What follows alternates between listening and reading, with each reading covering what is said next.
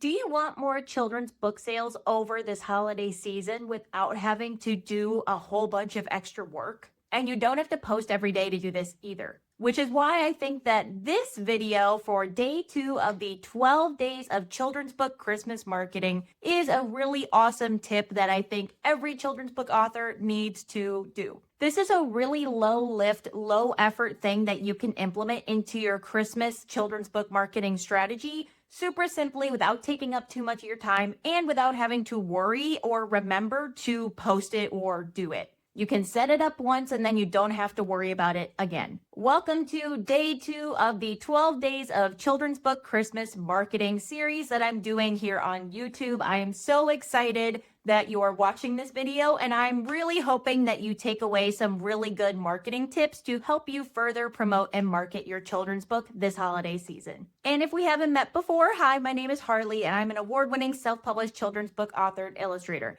After publishing my first 3 children's books, I have literally turned this into my full-time job. So yes, I am a full-time self-published children's book author and illustrator and creative entrepreneur. And if that sounds like something you want to do too, make sure to hit subscribe down below so you don't miss a new video. So since this is day 2, I'm giving you a free marketing tip for Christmas or the holiday season over the next 11 days. If you haven't watched day 1, go ahead right here and watch day 1's marketing tip. It will also be linked in the description down below if you want to watch it later. Day 2's holiday marketing tip for your children's books is setting up an automated email sequence to sell and promote your books this holiday season. Now, before you click away because you're like, that sounds like too much work, I really don't have time for that. I promise you, if you have an email service provider and you have an email list, this is something you can do so easily and so quickly. I do this every single year. And I make it very short, make it very concise. You don't need to write like a whole letter or like basically another book in your emails. The beauty of emails is the shorter they are, the more effective they are. At least from all of my experiences with having 2 different email lists for 2 different target audiences,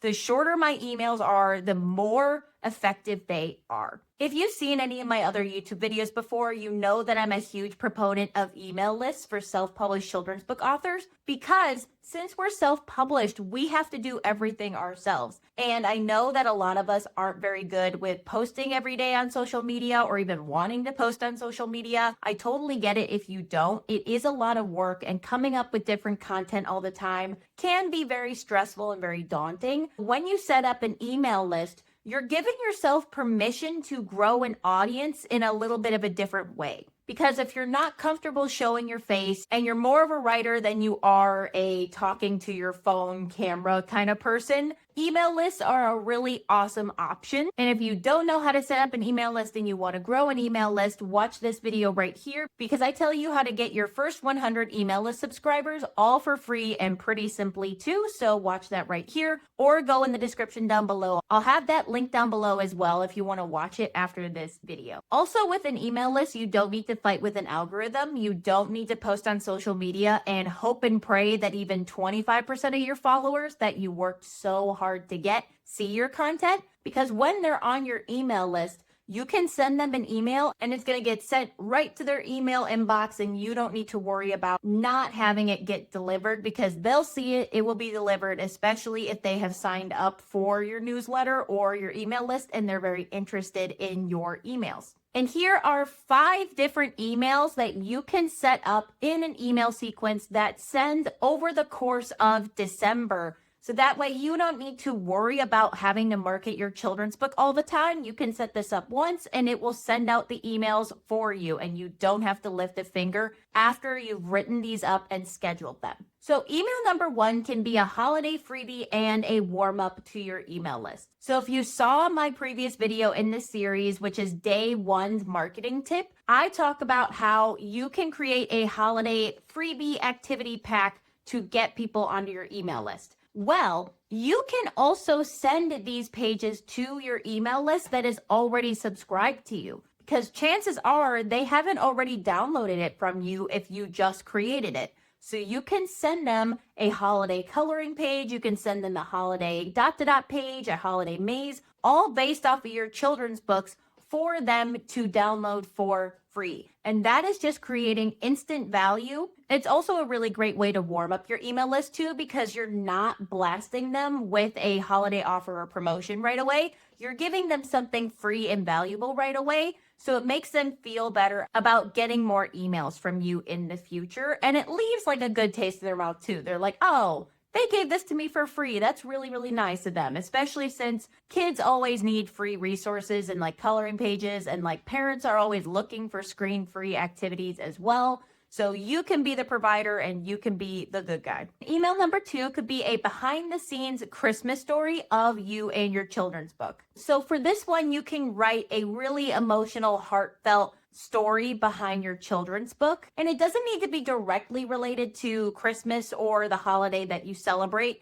It really doesn't. But if you can tie it into that, that is excellent as well. But you could write about how you're grateful this time of year to be able to do what you do as a children's book author, because you're providing educational, valuable resources and stories to young kids, and you're helping them to develop more of an imagination, promote literacy, all that good stuff. So you can tie it into that if you wanted to. Or you can talk about like what events you're doing this Christmas. Are you donating your books to little free libraries? Are you donating your books to hospitals? Are you donating your books to charity? That would be a really awesome story for you to share with your email list. And I know your subscribers will go crazy over it because it's so sweet. It's so heartwarming. And those kinds of stories we love to hear in the Christmas and holiday season, because it is the time of giving and giving back. So write an email about that. And email number 3 can be a gift reminder and why parents love your children's books. So this one's going to be a little bit more promotional, and this one's going to feel a little bit more salesy.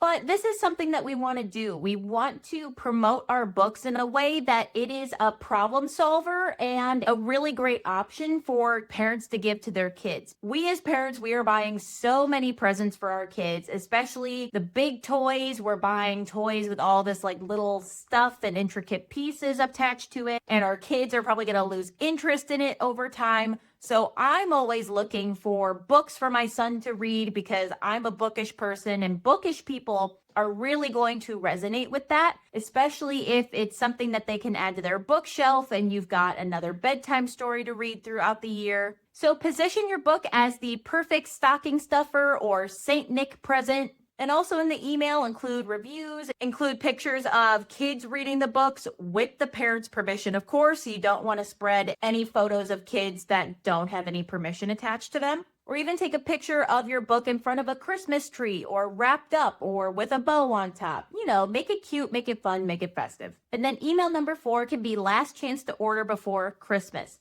Especially if you have your own website and you ship them out yourself, you kind of know what the shipping deadlines are, and you know that it takes about 5 to 7 business days to ship domestically. So you could send out an email 10 days before Christmas, so around like December 15th, that this is your last chance to order the book and have it get there by Christmas. And it just gives them gentle urgency, no pressure. And it's another way that you can also promote and market your books as well by giving them this gentle reminder. And the same goes for Amazon. If you only sell through Amazon, I would recommend having them buy at least 10 days before Christmas, if not earlier, because you don't know with printing delays for Amazon Print on Demand, you don't know how long it's going to take. So sending that reminder December 15th, this is your last chance to order before Christmas to make sure that it arrives in time for Christmas. And then another email number 5, and that is just giving them more free activities for Christmas break. So we know that Christmas break goes way past Christmas and it goes into the new year. So if you happen to have a lot of activities like I do, you can always send them more activities for Christmas break. You don't even have to make that into just one email. You can separate this into a bunch of different emails. For me, I send an email per every activity sheet. So one activity sheet is one email for me. So I could make this activity pack of like 12 or 15 activities into 12 or 15 emails if I really wanted to. I don't recommend you do that because then you're sending your emails way too often and then they might unsubscribe from you and you kind of don't want to do that.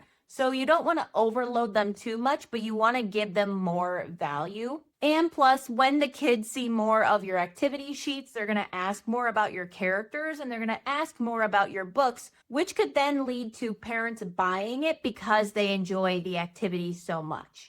And after you build this once, you can literally reuse this every single year if you wanted to. There's a way to set it up in your email service provider. If you don't know how to do that, just do a quick Google search or YouTube search and you'll find something that will teach you how to do that. So you can set it up once and relax and know that your emails are getting sent out the days that you want them to. So you're further marketing and promoting your children's book without having to worry about posting on social media every day. And of course, you can send whatever emails that you want. I just gave you 5 different ideas to kind of jog your brain a little bit and think about different ideas so you can brainstorm later. And you could do as little or as much as you'd like for email marketing. And that is the beauty of running your own business, is you can do as much or as little of promotion or marketing as you'd like. And if you're still watching this video, thank you so much. I'm so glad you're still here watching the video. If you did enjoy this video, please actually physically like this video and hit that like button down below. Thank you very much. I really appreciate you.